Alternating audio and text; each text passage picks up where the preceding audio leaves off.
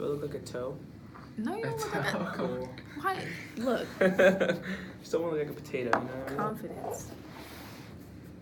Is there a better That's way not, to yeah, that's too low right there. Oh, it's too low. Is your video recorder on? Yeah. Okay. Or the audio. Are we doing both? I mean, audio. We could do both. Yeah, whatever. Why not? Okay. Yeah, questions? So, basically, if you didn't email already, or get it in the email already, that we're talking about homelessness and hunger at Rbrey. And we came across the shop for hunger. So, can you tell me if there was the reason for, making it? Was there a need for it, or? Yeah, sure. So in 2015, President Ali Hushman charged the Affordability Task Force with looking into ways of making college more affordable for Rowan students. So the Affordability Task Force was made up of Dr. Rory McElwee, Dr. Penny McPherson, and a couple other leaders on campus and administration. We began breaking ourselves up into different subcommittees. So I sat on the Critical Services Subcommittee. So the first thing we looked at after researching other institutions was food insecurity. And that's just a really nice way of saying hunger. And hunger is very, very prevalent on college campuses. And that's something that a lot of people don't realize. So in order to kind of justify the need for a food pantry and resource center, we released a survey in the spring of 2016. And to our surprise, 51% of students who responded to that survey said that they had cut back on their meals or skipped a meal because they didn't have enough money to provide for themselves. And that was something that we were really shocked at. Yeah. So do you see a lot of students struggling now?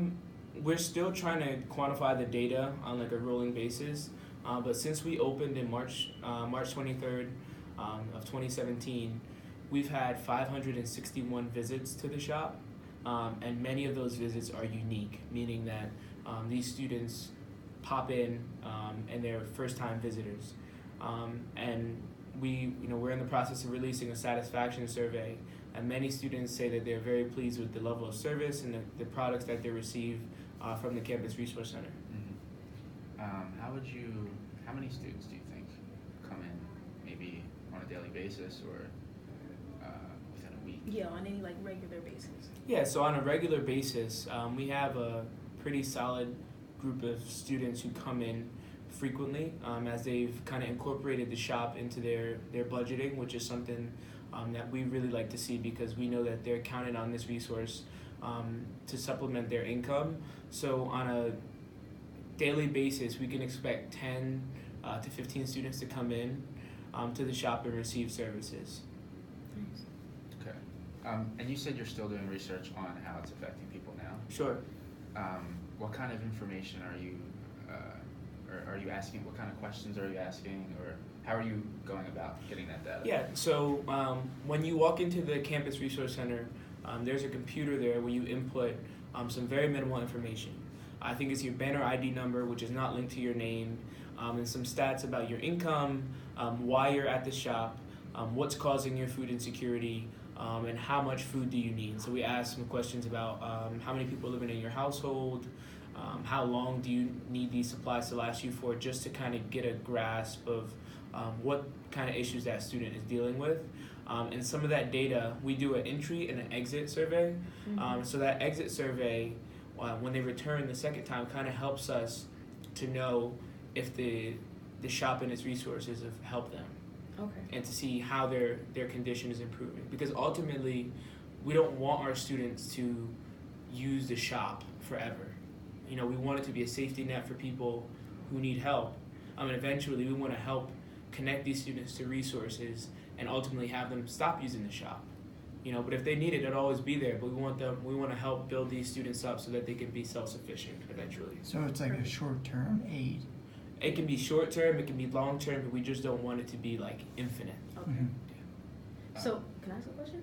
Do you only serve Rowan students at the shop, or it's the Rowan students on campus and the surrounding community? So at this point in time, we only serve matriculated Rowan students at our Campus Resource Center. In our research, we did look at other models, and some institutions did open up their food pantry to the greater community.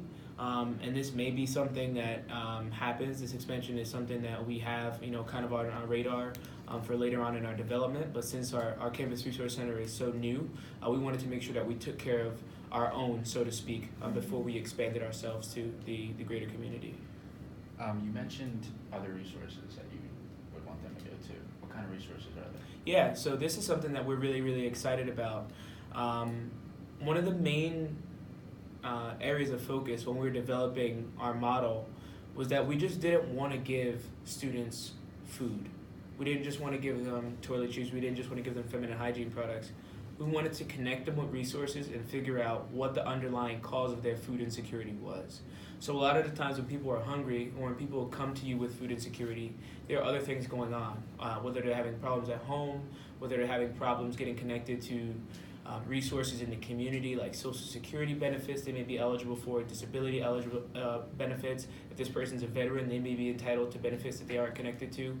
So we just hired Ms. Terry Talley, and she's a licensed clinical social worker, and she's going to be our part-time resource manager in the Campus Resource Center.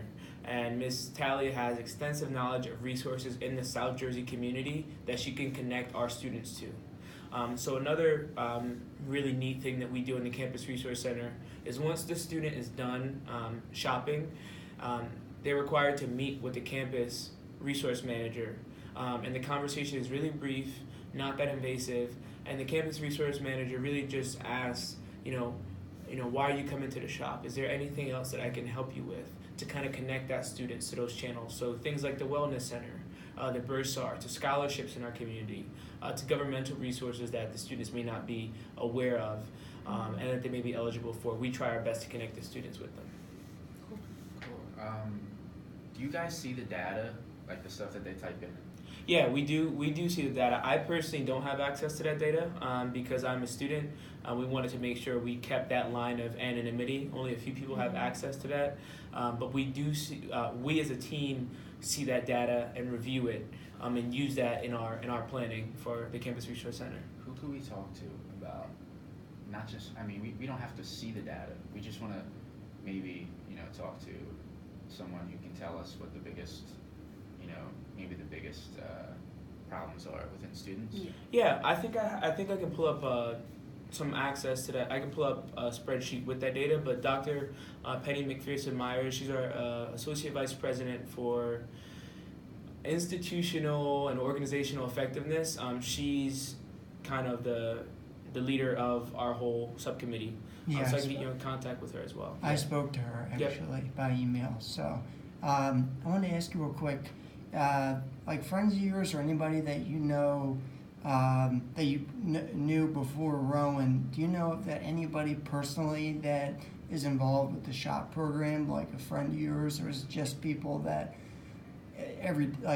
people that you don't know? There's a mix. I've had friends feel comfortable asking me about the shop and its hours of operation and how to access those resources, but really I've seen and I've heard of everyone using the shop, and that was really our goal of making this resource as well known as the Wellness Center and the Writing Center and the Academic Success Center. Letting students know from the minute that they get to Rowan at freshman orientation that this resource is there for them. So I think we've done a really good job advertising, and the word of mouth has been really helpful in letting students know about the resource as well. Yeah, so it's expanding more and more, which is good. Yeah, absolutely. I was doing like a little research online, and when I pulled up the shop, something about SHOC team came up, like the Student Hunger Organization, something. Yeah. Don't quote me, I don't remember what it is, but that came up. So could you tell me a little bit about that? Yeah, so they're kind of a separate entity from us, but we're kind of connected in our mission. Okay. So the SHOC team is based out of the Health and Exercise Science Department, and Dr. Robert Weaver, joined into a survey team in the region, based out of Rutgers. And that survey team is looking to gather data on food insecurity on colleges in New Jersey and nationally.